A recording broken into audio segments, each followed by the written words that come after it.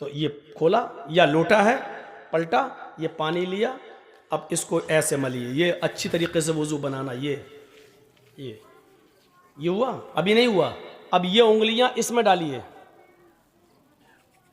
ऐसे, ये वाली उंगलियां इधर और ये वाली उंगलियां इधर, ये। फिर दूसरी बार लीजिए, फिर ऐसे कीजिए, फिर ऐसे करिए, फिर तीसरी बार पानी लीजिए, फिर ऐसे कीजिए।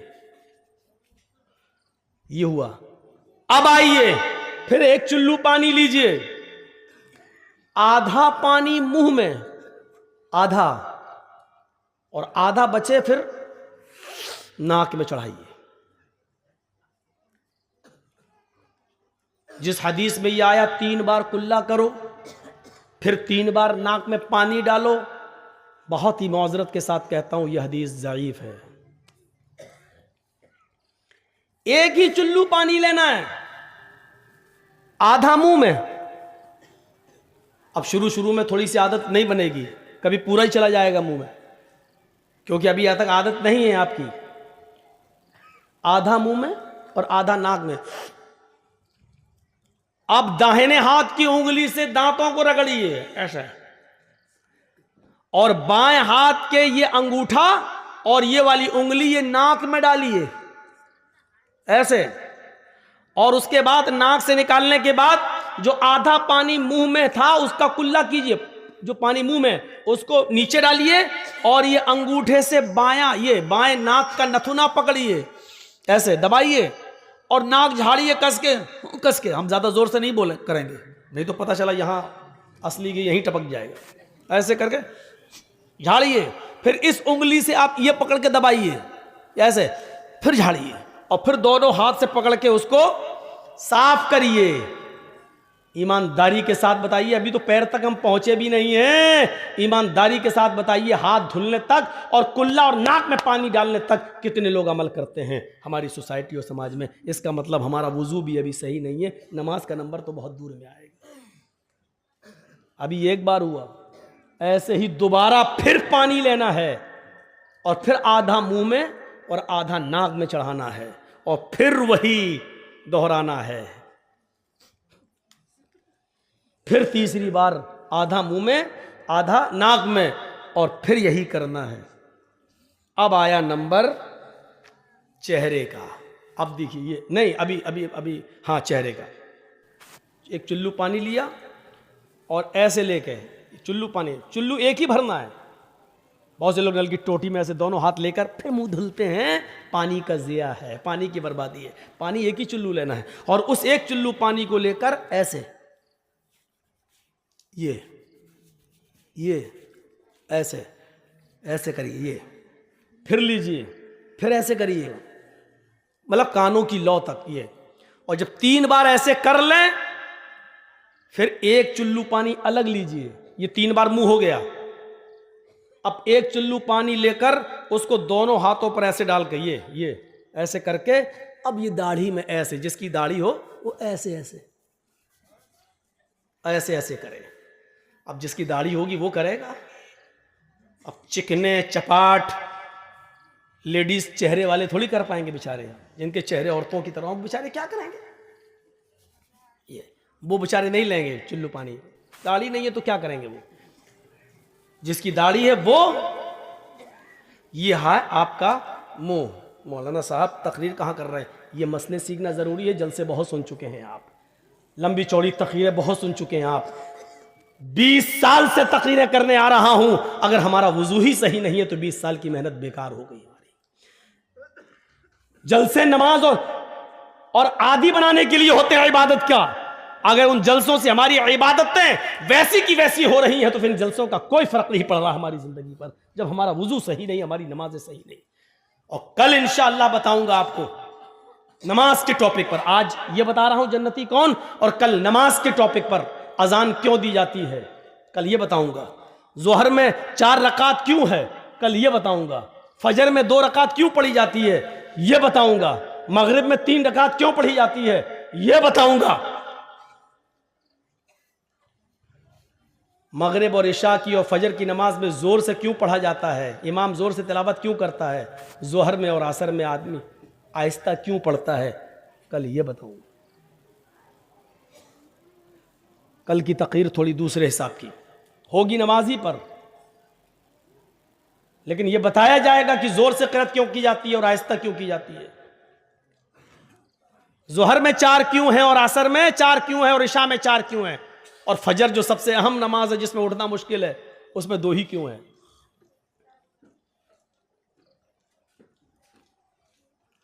तो ये वुजू अभी अब 3 बार चेहरा हो गया, अब ये हाथ ऐसे लीजिए, 1 चुल्लू पानी बस, और इसी को आप चढ़ा लीजिए। बहुत से लोग कहते हैं ऐसे करोगे तो गुनाह ऊपर चढ़ जाएंगे। अल्लाह के बंदे, अपनी अकल से मत दौड़ाओ सारी खुराफातें। पानी लिया और ऐसे करो, और इस हाथ से ऐसे ऐसे ये कोहनी तक आप धुलिए, फिर लीजिए, फिर कोहनी तक धुलिए, फिर इसी दाहिने हाथ में 1 चुल्लू पानी भरकर फिर उल्टे हाथ पर ऐसे ऐसे कीजिए, ये फिर लीजिए, फिर कीजिए, और उसके बाद में एक बार पानी लिया चुल्लू में, 1 ही चुल्लू पानी, फिर लेकर फिर आपको ऐसे करके ये ऐसे करके ये करना है। सुनिए, मसा यहां तक लाइए, जहां पर सर पर तकिया रखते हैं आप, ये यहां तक, जिसको हम लोग गुद्दी बोलते हैं, यहां तक लाइए हाथ, बिल्कुल ऐसे ही। और इसको पूरी तरीके से, बहुत से लोग क्या करते हैं जो हिप्पी कट बाल रखते हैं, जो शाहरुख खान बने हुए हैं, अरे हम क्या इनके नाम लें, जो हिजड़े बने हुए हैं, ये कहूँ ये ज़्यादा बेहतर है। हम तो ये जुमला इस्तेमाल करेंगे, जिसको बुरा लगता हो वो लगे और कल ना आए। जो आजकल बिल्कुल लंबे लंबे बाल रखकर वो बने हुए हैं, हिप्पी कट, हिजड़े कट, ये कुछ बाल देखें ना आप कैसे कट रहे हैं। यहाँ से बिल्कुल मशीन चल रही है, यहाँ से चल रही है, यहाँ पर देख रहे हैं जैसे टिल्लू पंप रख दिया गया हो, यहाँ से टकला, यहाँ से टकला, यहाँ से टकला, बाल यहाँ पर हैं।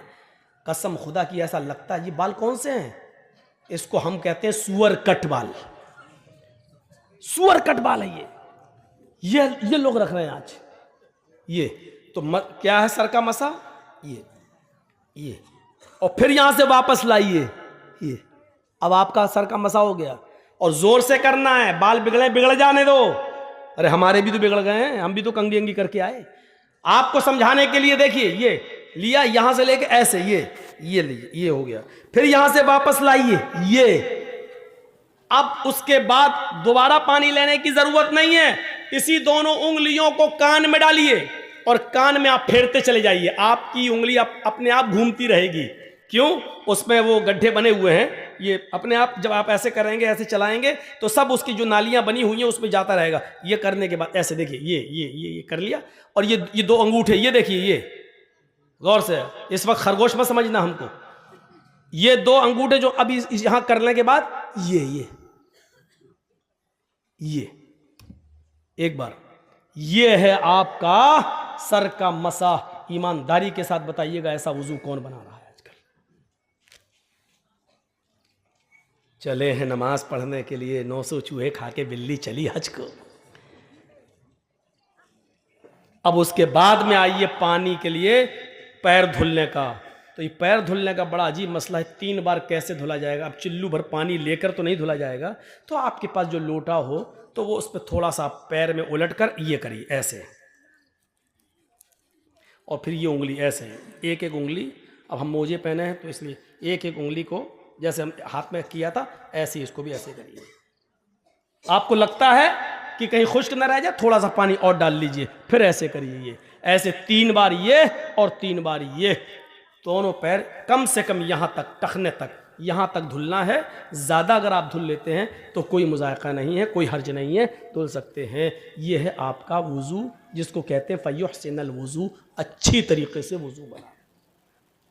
अब हदीस सुनिए, मा मिनकुम मिन अहदिन यतवज़्ज़उ फ़युहसिनुल वुज़ू थुम्मा यक़ूल, तुम में से जिसने वुज़ू बनाया और अच्छी तरीके से वुज़ू बनाया, और वुज़ू बनाने के बाद खड़ा हो गया, वुज़ू बनाकर फारिग हुआ, खड़ा हो गया, खड़ा होने के बाद जिसने ये दुआ पढ़ी, अशहदु अल्ला इलाहा इल्लल्लाहु व अशहदु अन्ना मुहम्मदन अब्दुहु व रसूलुहु, जिसने वुज़ू बनाने के बाद ये दुआ पढ़ी, इल्ला फुतिहत लहु अब्वाबुल जन्नतिस समानिया, ऐसे आदमी के लिए जन्नत के 8 दरवाजे खोल दिए जाते हैं। जन्नत के 8 दरवाजे इस आदमी के लिए खोल दिए जाते हैं।